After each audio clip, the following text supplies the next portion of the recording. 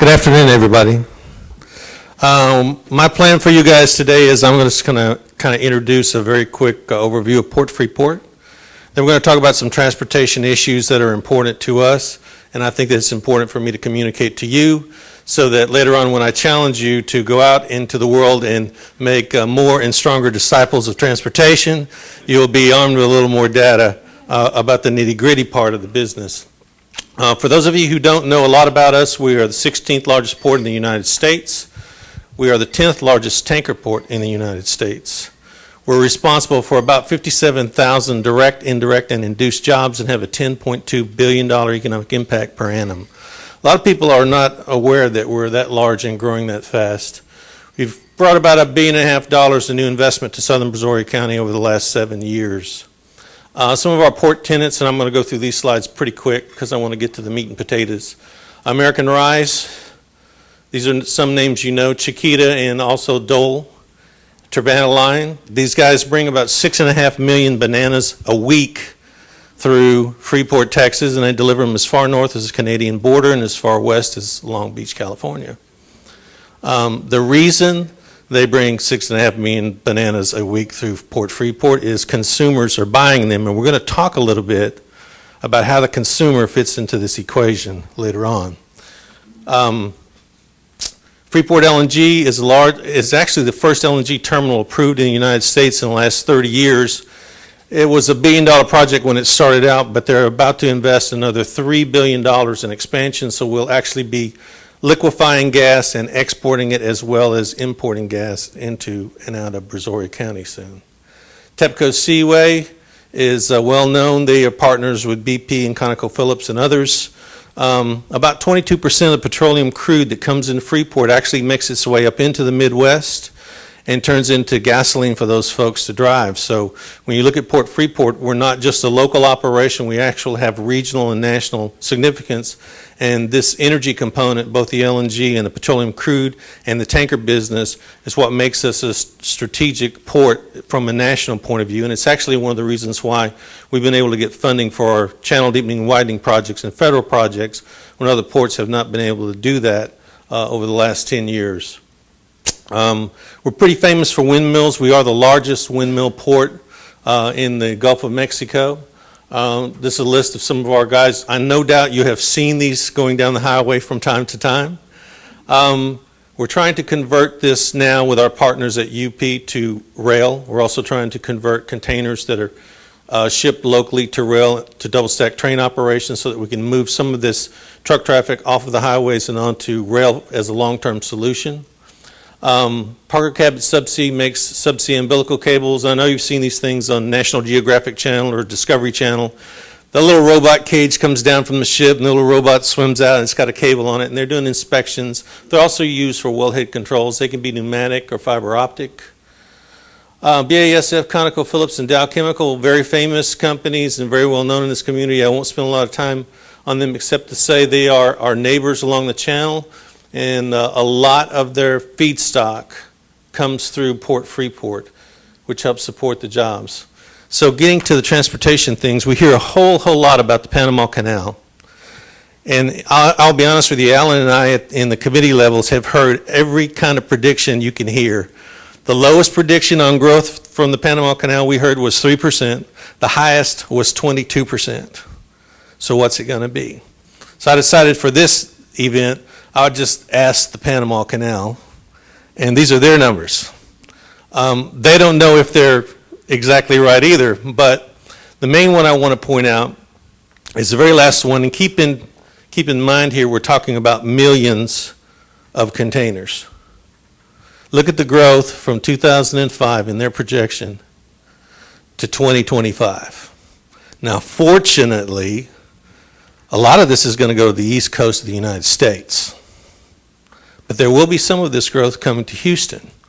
But I want you to see this number because I want you to remember it because we're going to come back to talk about that in a second in context of what's going on in Texas. But the Panama Canal will help do some things that are already happening in this region.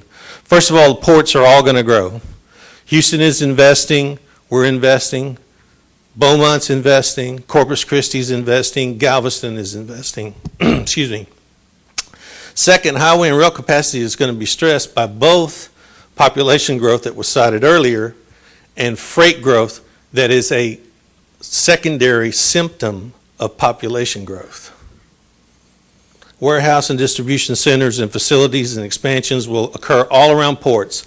So when you think about ports, whether it's airports like Jeff's operating, or all-water ports, or even intermodal ports like my friend Joe Adams operates every day, these things beget children in the form of businesses and service units that service all of that freight and move all of that freight to where you guys and all of your constituents, if you happen to be an elected official, want it so that it's there on the day that you want it there.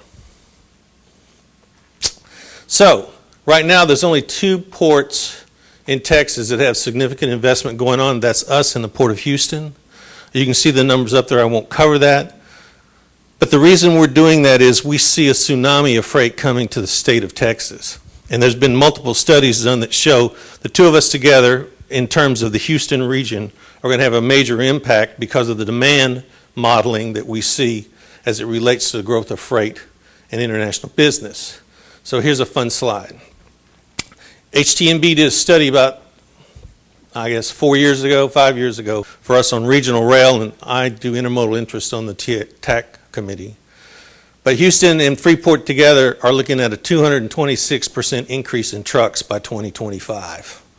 And you can see the highlighted graph there about where that truck freight's going to go to. So how's it going to get out of this regional planning authority? And I'm kind of wearing a regional hat today when I talk to you about this stuff because there's some important things that I always talk about, and Alan will say, here he goes again. But did you know this Metropolitan Planning Group is responsible for 95% of all international freight for the state of Texas and a large portion of the freight for all of the southwestern part of the United States? And yet, we are funded, and this is where my bone is at, the one I like to pick on, we are funded like anybody else. So in other words, everyone else, everywhere else, is living off the taxes you pay to get their freight from here to there. That's a problem, something we need to look at.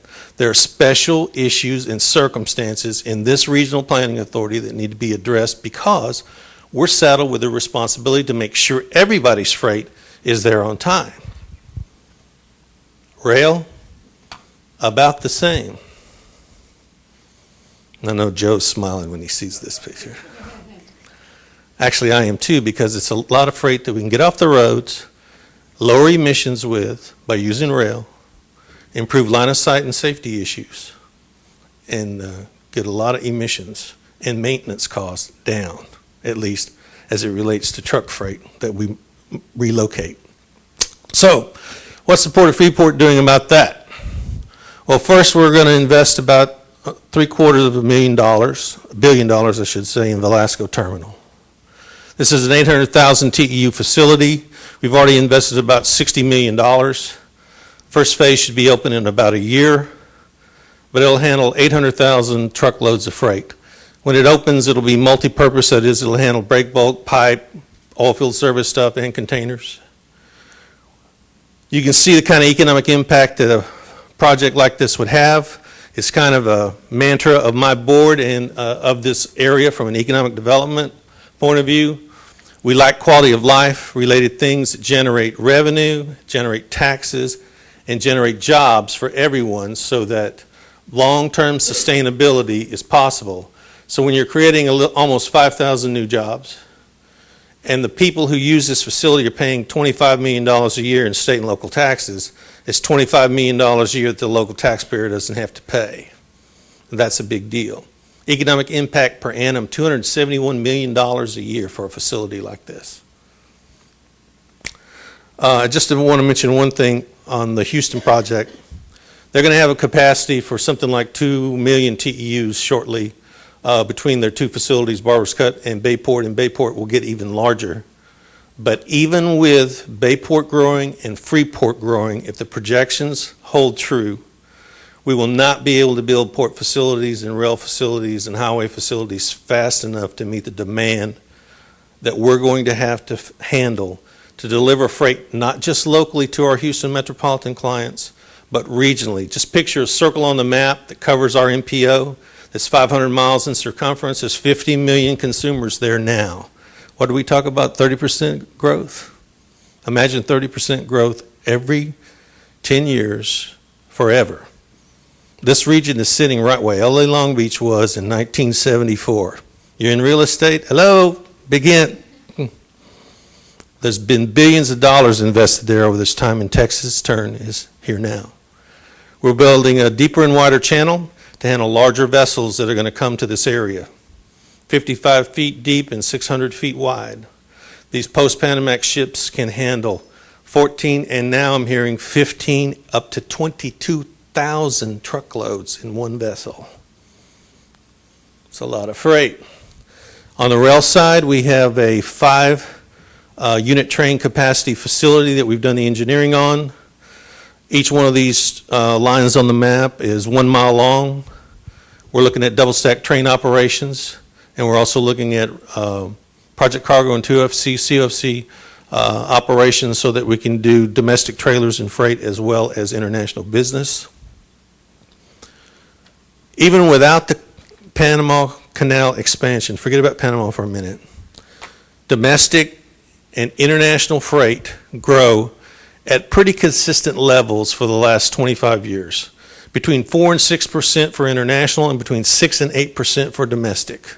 So genetically speaking, let's say 15% per annum for every year for the next 20 years is how much freight demand there's going to be. And there's a reason for that freight demand. Everybody votes with their dollars. Everyone you represent and everyone you meet, your next door neighbor, you, your wife, everyone is voting with their dollars. What's going to be where, when it has to be there, and why it has to be there. And there's a real disconnect in the public, and sometimes even in administrative folks who deal with the public, of what this means. So when you look at 90% of all international freight coming through this MPO, and you look at infrastructure project costs far exceeding available funding, which has already been covered today, we have a major challenge. So I have this challenge up here, and this is what I want to say. I use this metaphor, and I'm going to use it now, when I talk, especially to people who don't know a lot about ports and transportation.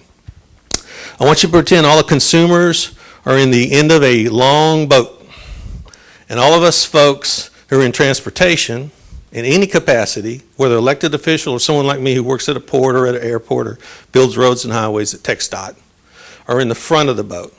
It's one of the consumers in the back of the boat walks up to the front of a boat and he drills a hole in the boat and then goes back and sits down, and then they all say in unison, "You have to fix the problem."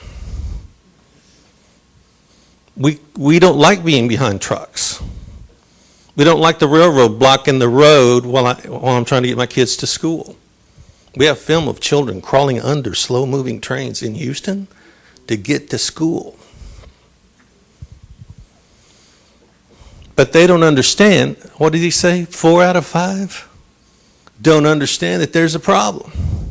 So in my church we say we want to make disciples who make more and stronger disciples. So for you guys, I want to make transportation disciples who make more and stronger disciples. That is, people need to understand that it's not our problem. Everything we've talked about today is an echo of a decision that the consumer made when he bought something. He's driving the system, and he doesn't know what he's doing to it. And the reason is we didn't tell him. So make sure people that you know, even if it's just your next door neighbor, understand that their needs are driving this system. When they complain about the system, that's great. Encourage them, and I encourage you, talk to our elected officials. Get involved in these processes. We're going to sponsor a open house to talk about regional goods movement in Pearland on the 16th, right? Tell people to come. They need to understand what we're trying to do to meet their needs. And then let your local officials know, and encourage your friends and neighbors to let their local officials know. Transportation is important. This is our future. I mean, the alternative is the extreme alternative where everyone's waiting in line for the meat truck to arrive sometime today. Don't think that that can't happen, because it does happen in some places. Thank you very much. I appreciate your time.